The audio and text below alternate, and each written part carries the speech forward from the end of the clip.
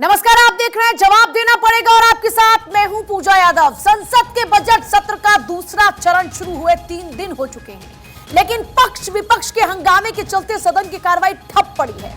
BJP Rahul के विदेश राग पर माफी की मांग पर अड़ी है, तो विपक्ष अदानी मामले पर जेपीसी की मांग पर अड़ा है। लेकिन संसद की कार्रवाई ठप होने से नुकसान किसका? आम जनता का, जिनके टैक्स के पैसे से जनता का खर्च भी चलता है।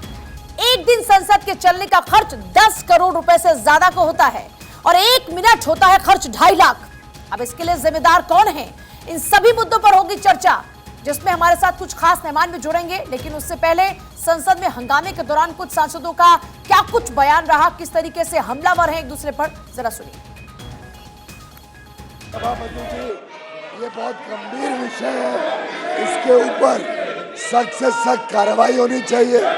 एक सदन का मेंबर जिस प्रकार से विदेश में जाके भारत के सदन का अपमान करता है, पार्लियामेंट का अपमान करता है, वो जब तक माफी नहीं मांगे तब तक इन सबके ऊपर एक प्रकार से कोई जिम्मेदारी एलोकेट की जाए। और अगर इनको कोई अपमान नहीं लगता है और ये इस प्रकार का व्यवहार करते हैं, तो मेरा मानना है कि जो तख्ती है इनको सस्पेंड किया जाए। देखिए, ये उनकी साजिश है पार्लियामेंट चलने नहीं देना, और दूसरी तरफ जो हमारी जेपीसी की मांग है उसको नजरअंदाज करने के लिए ये कोशिश उनकी हो रही है। और तीसरा उनका काम ये है कि किसी न किसी ढंग से जो अनएम्प्लॉयमेंट, इन्फ्लेशन और जो चाइनीज बॉर्डर पे आज एनक्रोचमेंट हो रहा है, ये सारी चीजों को एक तरफ रखने के लिए और लोगों को ये दिखाने के लिए कि राहुल गांधी जी का एक डेमोक्रेटिक स्पीच के बारे में ही बात करना। अरे ये तो खुद मोदी जी जब बाहर गए, कनाडा में गए, वहां भी उन्होंने हमारे देश के लोगों के खिलाफ बोला। और ये कौन सा पाप हम किए हैं कि हम हिंदुस्तान में पैदा हो गए? ऐसी बात बोलने वाले देशभक्त होते हैं। राहुल गांधी ने एक ऐसे देश में जाकर विदेशी ताकतों का आह्वान किया जिसका इतिहास रहा है भारत को गुलाम बनाने का। भारत की लोकतांत्रिक व्यवस्थाओं की धज्जियां उड़ाते हुए राहुल गांधी ने यह खेद व्यक्त किया कि क्यों विदेशी ताकतें आकर भारत पर धावा नहीं बोलती। उनका द्वेष प्रधानमंत्री मोदी जी के लिए भारत के प्रति द्वेष में तब्दील हो चुका है। कांग्रेस पार्टी किस परिस्थिति में है ये उनका अंदरूनी मामला है, और राहुल गांधी के वजह से अगर कांग्रेस डूबता है तो हम उसमें कोई रुचि नहीं रखता है। अगर कांग्रेस पार्टी को राहुल गांधी ने डुबा दिया, बर्बाद कर दिया, तो हमारे लिए ये कोई रुचि का विषय नहीं है। लेकिन अगर वो देश को डुबाने का काम करेगा, देश को नुकसान कराने का काम करेगा, तो इस देश का नागरिक होने के नाते हम चुपचाप नहीं बैठ सकते हैं। और हम लोकतंत्र के मंदिर में देश के लिए काम करते हैं। उस लोकतंत्र के पार्लियामेंट के मेंबर होने के नाते अगर हम चुपचाप बैठेंगे, कोई देश को गाली देगा, तो ये देश कभी माफ नहीं करेगा। देखिए, एक तरफ जहां बीजेपी लगातार हमलावर है, वहीं कांग्रेस के नेता किस अंदाज में जवाब दे रहे हैं, सुनिए। इसलिए लगता है कि रोजाना ये सरकार और सरकार के नुमाइंदे ने, सत्तारूढ़ पार्टी के लोग ये सदन को ठप कराना चाहते हैं रोजाना, और हम पे इल्जाम थोपने का कोशिश करते हैं। मतलब सरकार खुद ये सदन को चलाने में असहमति जता रहे हैं रोजाना। ये हम देख रहे हैं। आप टीवी सरकार की और टीवी अगर दिखाए, आप सबको पता चलेगा। इसलिए आप लोगों को सदन के अंदर आने का इजाज़त नहीं दिया जाता है, क्योंकि सदन के अंदर क्या कुछ हो रहे हैं सारे दुनिया को पता चल जाएगी। ये क्या चालाकी हो रही है सदन के अंदर चालाकी, सदन के बाहर चालाकी, ये चालाकी की सरकार बनते जा रहे हैं। सिर्फ चुनाव के मद्देनजर और खासकर कर्नाटक चुनाव के मद्देनजर ये राहुल गांधी जी को छवि की धूमिल करने के हर संभव प्रयास कर रहे हैं और इसमें एक साजिश की रूप से ये किए जा रहे हैं। ये टिप्पणी गौतम अडानी के लिए की थी। वो एक आदमी, वो एक दोस्त पूरे हिंदुस्तान पर भारी हो गया, हिंदुस्तान की कैबिनेट पर भारी हो गया, हिंदुस्तान की संसद पर भारी हो गया। और वैसे हम उनको धन्यवाद भी देना चाहते हैं गौतम अडानी जी को। गौतम अडानी जी की वजह से देश के नौजवानों को रोजगार मिला या नहीं मिला वो तो आप जानते हो। इस देश के कैबिनेट को जरूर रोजगार मिल गया, हर मंत्री को बोलने का मौका मिल गया। नहीं तो फीते भी प्रधानमंत्री काटते थे, श्रेय भी हर चीज का प्रधानमंत्री लेते थे। अब धन्यवाद हो गौतम अडानी जी का कि मंत्रियों को बोलने का मौका मिल रहा है। पवन खेड़ा कह रहे हैं चलिए इस बहाने कम से कम इनके मंत्रियों को बोलने का मौका तो मिल रहा है। हमलावर तो दोनों ही पॉलिटिकल पार्टीज हैं, खासतौर पर कांग्रेस बीजेपी आमने सामने आ चुकी हैं, दोनों का एजेंडा क्लियर है। चर्चा की शुरुआत करते हैं खास मेहमान के साथ में। धनंजय गिरी हमारे साथ में प्रवक्ता बीजेपी, ऋतु चौधरी प्रवक्ता कांग्रेस, एडवोकेट पवन सिंह हमारे साथ में पॉलिटिकल एनालिस्ट, प्रेम कुमार जी वरिष्ठ पत्रकार इस वक्त स्टूडियो में, और अमित जी कंसल्टिंग एडिटर हमारे साथ में इस वक्त है। सभी का एक बार स्वागत है। धनंजय गिरी जी, सवाल यह है कि चाहे हमले आप करें चाहे हमले वो करें, लेकिन असल में हमला तो जनता के ऊपर हो रहा है, जनता के पैसों का यहां पर नुकसान हो रहा है। पूजा जी, बिल्कुल आपने ठीक कहा। लोकतंत्र का मंदिर ही पूजा की जगह है। संसद लोकतंत्र का मंदिर है। लोक आस्था, जन आकांक्षा, जन भावना के अभिव्यक्ति का सब इसके शाश्वत अभिव्यक्ति का माध्यम है संसद। कांग्रेस का कुरंदन और विपक्ष की बौखलाहट का लबोलुआब क्या है? वो कह रहे हैं कि सीबीआई और ईडी की जांच को प्रश्न चिन्ह लगा रहे हैं। ये घोर आश्चर्य का विषय। सार्वजनिक जीवन के लोगों को जांच से क्या भय? जांच की आंच से क्या लेना? जो सार्वजनिक जीवन में उन्हें क्या छुपाना और क्या बताना, जनता से क्या जताना, क्या रखना, क्या बताना। लेकिन मैक्सिमम नेता जमानत पर चल रहे हैं। जब जमा अत्यधिक कर लीजिएगा तो जमानत लेनी पड़ेगी, और ये अधिक जमा किया हुआ जो धन है, अत्यधिक जमा किया हुआ, उसी का नतीजा है कि आज जमा भाई ये छापे बेसबब तो नहीं जारी है। ये भ्रष्टाचार की बीमारी के इलाज की तैयारी है। अगर ईडी के छापे में 1.25 लाख करोड़ मिलता है तो ये छापे अच्छे हैं। ये देश की जनता को ये छापे अच्छे लगते हैं कि भाई 1.25 लाख करोड़। चलिए छापे तो ठीक है, लेकिन संसद में हंगामा तो इस बात पर भी हो रहा है। आप कहते हैं राहुल माफी मांगे, राहुल कहते हैं मैंने देश के खिलाफ तो कुछ बोला ही नहीं। देखिए, ये सार्वजनिक संस्थाओं के खिलाफ देश की किसी भी संस्था ऐसी नहीं है जिसको राहुल गांधी जी ने डिमेंड नहीं किया। खैर, उनके स्वभाव का हिस्सा है। लेकिन जब वो जाकर के वहां के संसद में बोलते हैं तो मंच किसके साथ शेयर करते हैं? ये बातें पुरानी हो गई, लेकिन बातें तो हमेशा पूछी जाएंगी ना। तो समाज सार्वजनिक जीवन में रहने वाले व्यक्ति का कुछ भी निजी नहीं होता। वो मंच किसके साथ साझा करते हैं? कमल मुनीर के साथ, जिनका बैकग्राउंड पीछे से पाकिस्तान का है।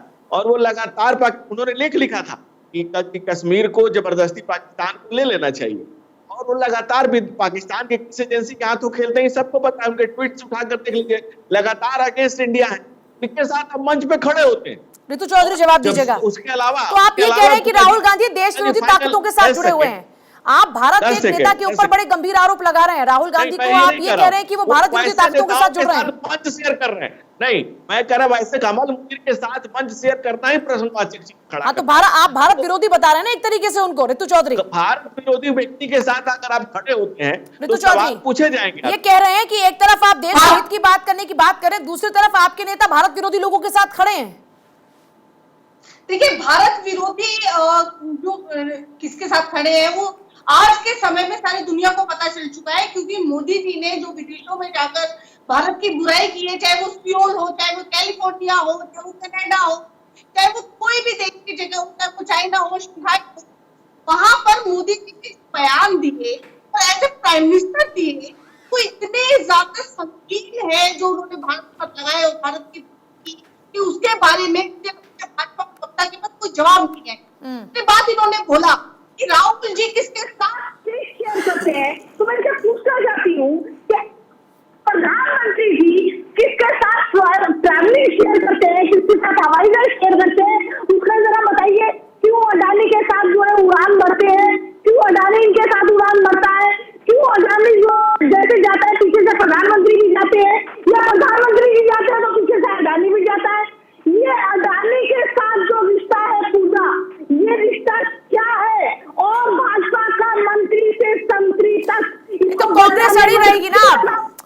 सवाल यह है कि कांग्रेस स्वयं नरेंद्र मोदी जी ने ना किया हो, 14 से लेकर आज तक अनेक बार प्रधानमंत्री होते हुए उन्होंने पूर्व की सरकारों को कोसा नहीं है क्या?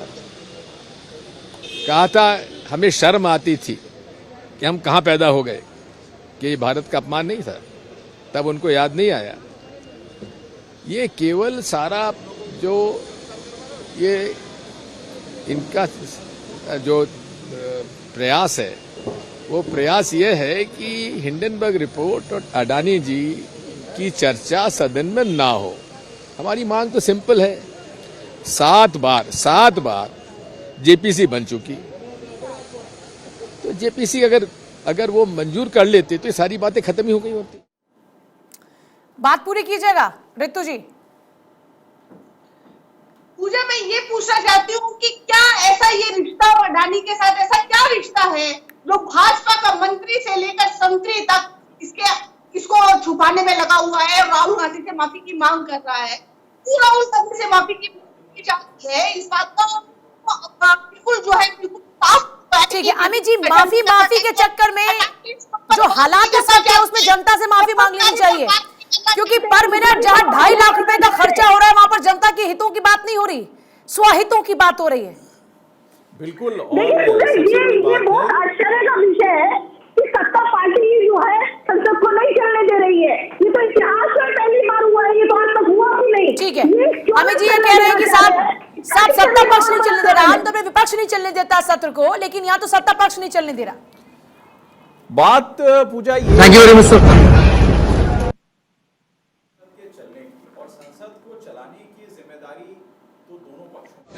राहुल जी, सरकार बार-बार से माफी की मांग कर रही है सर, जिस तरीके से आपका विदेश में बयान है सर, क्या कहते हैं? Speak in parliament and I will say what I think. Okay sir, thank you very much. लेकिन राहुल का ये कहना है कि मैंने ऐसी कोई बात की ही नहीं, मैंने देश के खिलाफ में कुछ बोला ही नहीं। अमित जी, ये बिल्कुल राहुल गांधी का अपना तर्क है, और भारत की सरकार के मंत्री जो हैं यानी भारतीय जनता पार्टी के जो नेता हैं वो भी अपना तर्क दे रहे हैं। उनकी नज़र में जो राहुल गांधी का बयान है, ख़ासतौर से कैम्ब्रिज यूनिवर्सिटी और वहाँ के सांसदों के बीच, वो देश के खिलाफ है। राहुल और कांग्रेस पार्टी और विपक्ष ये कह रहा है कि वो सरकार के खिलाफ है। सरकार और देश में जो अंतर है, उस अंतर के वजह से ही ये प्रॉब्लम है जो सदन में देखने को मिल रहा है कि सरकार कह रही है नहीं आपने देश के खिलाफ बोला, विपक्ष कह रहा है सरकार के खिलाफ बोली। लेकिन पूजा, सबसे बड़ी बात है कि सदन जो रोज चलना चाहिए, प्रति घंटे 1.5 करोड़ रुपए का खर्च होता है उस पे, और ये उन टैक्स पेयर यानी हमारे आपके जैसे जितने टैक्स पेयर हैं देश के, उनके पैसे से चल रहा है। ये जिम्मेदारी किसकी है? लोकतंत्र में जिम्मेदारी दोनों की है, सरकार और विपक्ष। विपक्ष कह रहा है सरकार की जिम्मेदारी है सदन चलाना, और सरकार कह रही है विपक्ष नहीं चलने देता। आखिर ये गतिरोध जब तक खत्म नहीं होगा तो जनतंत्र में जो फैसले लेने का अधिकार संसद को है, जो विधायी शक्तियां हैं उनके पास, उसका क्या? क्योंकि लगभग 35-36 बिल जो हैं वो अब तक चर्चा में तो आए नहीं, और जब तक सदन स्मूथ नहीं होगा, कार्रवाई स्मूथ नहीं होगी, फ्लोर ऑफ द हाउस मंत्री बिल पेश नहीं कर सकते, और बिल पेश अगर कर भी दिया मान लीजिए हंगामे में, तो उस पर वोटिंग नहीं हो सकती है, ध्वनि मत से भी पारित नहीं हो सकता, क्योंकि सदन में एक माहौल ही ऐसा रहेगा। आपने देखा कई ऐसे बिल पहले पास हुए हैं जिसका जिक्र लगातार विपक्ष करता है कि वो ध्वनि मत से आपने पास करा लिया। तो वैसी सूरत में भी विपक्ष और सत्ता पक्ष को एक प्लेटफॉर्म पे आना पड़ेगा, और खास तौर से जो बिजनेस एडवाइजरी कमेटी की मीटिंग होती है, उस मीटिंग को बुलाकर इसका सोल्यूशन ढूंढने की कोशिश करनी चाहिए। आपने देखा होगा राज्यसभा में उपसभापति धनखड़ जी ने इस चीज की कोशिश की, और विपक्ष के नेता सत्ता पक्ष के नेता से बातचीत की है। वही कोशिश लोकसभा में करनी चाहिए।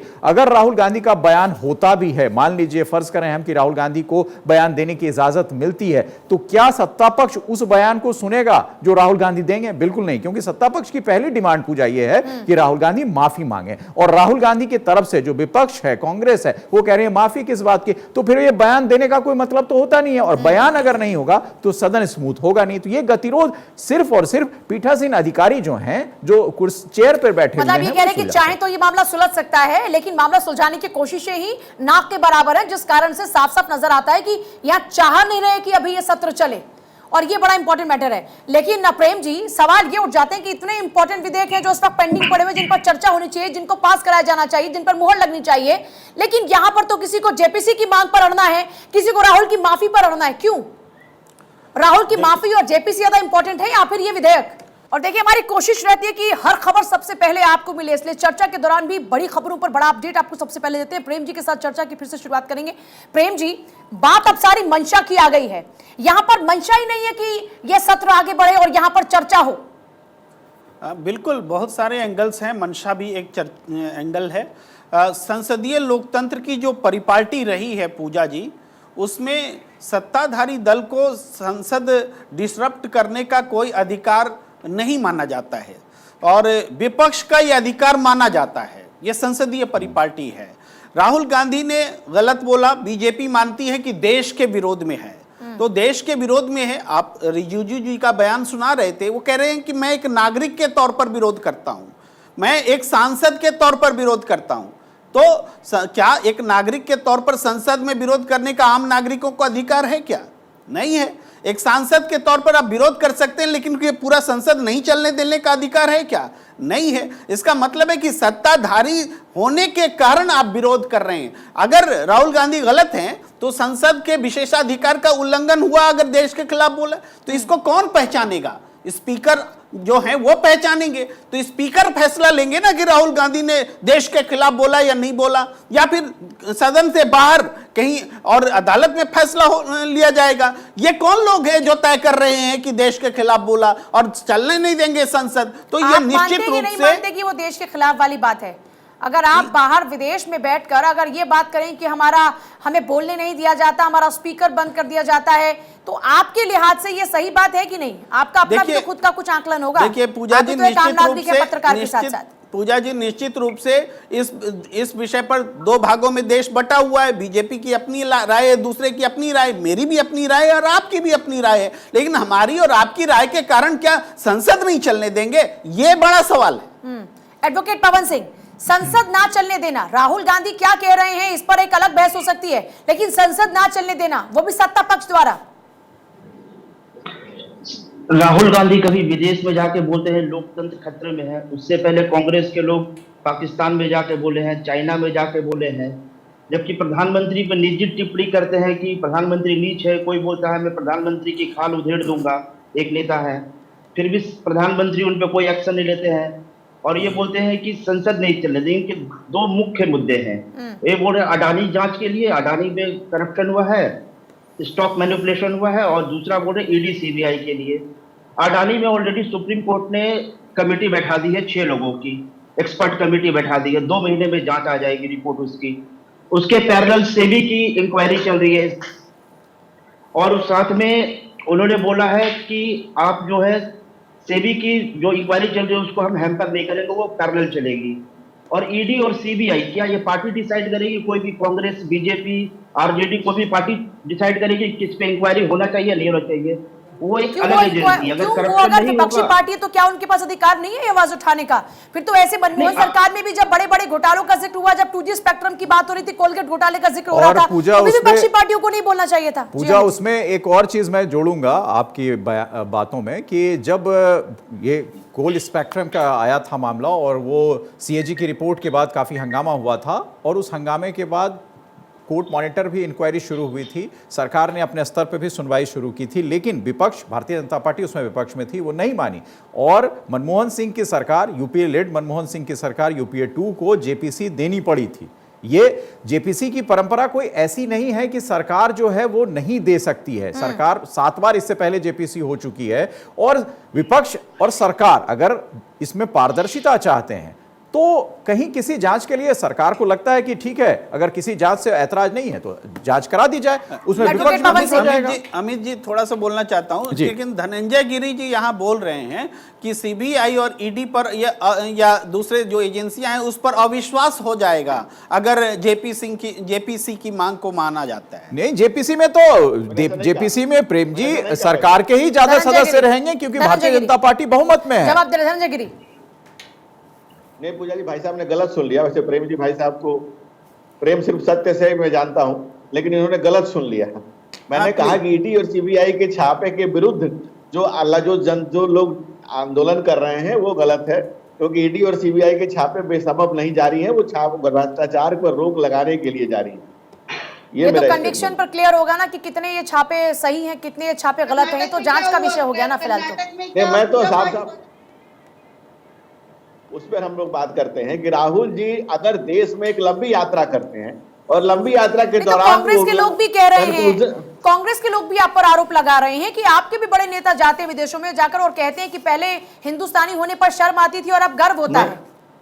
पूजा जी, मैं आपसे पूछता हूँ और चुनौती से पूछता हूँ कि कोई भी नेता, माननीय प्रधानमंत्री को छोड़िए, भाजपा का छोटा से छोटा नेता, कोई भी व्यक्ति अगर ये कहा हो कि भारत में लोकतंत्र खतरे में है, and what you people are doing, you are the custodian of लोकतंत्र। अगर लोकतंत्र खतरे में है तो विपक्ष क्या कर रहा है? नहीं, मैं कह रहा हूँ उन्होंने कहा कि आप लोग क्या कर रहे हैं, तो विदेश की धरती से विदेशियों का आह्वान कर रहे हैं कि भारत में लोकतंत्र खतरे में, और आप लोग क्या कर रहे हैं? समस्या इस बात से है, समस्या इस पंक्ति से है, समस्या इस लाइन से है कि वो विदेशियों को प्रवोक कर रहे हैं। जिन लोगों ने हमें गुलाम बनाया उनकी बात कर रहे हैं। कैम्ब्रिज यूनिवर्सिटी, ये तो बड़ा गंभीर आरोप है। चौधरी ये कह रहे हैं कि जो गुलाम बनाते हैं आप उनसे जाकर ये बोलते हैं कि आप कुछ नहीं बोल रहे, आपको बोलना चाहिए। और सबसे बड़ी बात, उनके सामने बैठे हुए पहले तो आप पूरा प्रवक्ताओं के साथ कि उनको बिल्कुल जानकारी तो होती है, बस बोल दिया। पहले आप राहुल गांधी का बयान पूरा पढ़ लीजिए। उन्होंने राहुल गांधी और हम में फर्क है। मैं राहुल गांधी ने कि जो मन में आया बोल दिया, ये तगमा राहुल जी के पास ही है, ये मेडल जो है आदरणीय राहुल जी के पास है, तो आया बोल दिया। हम वही तो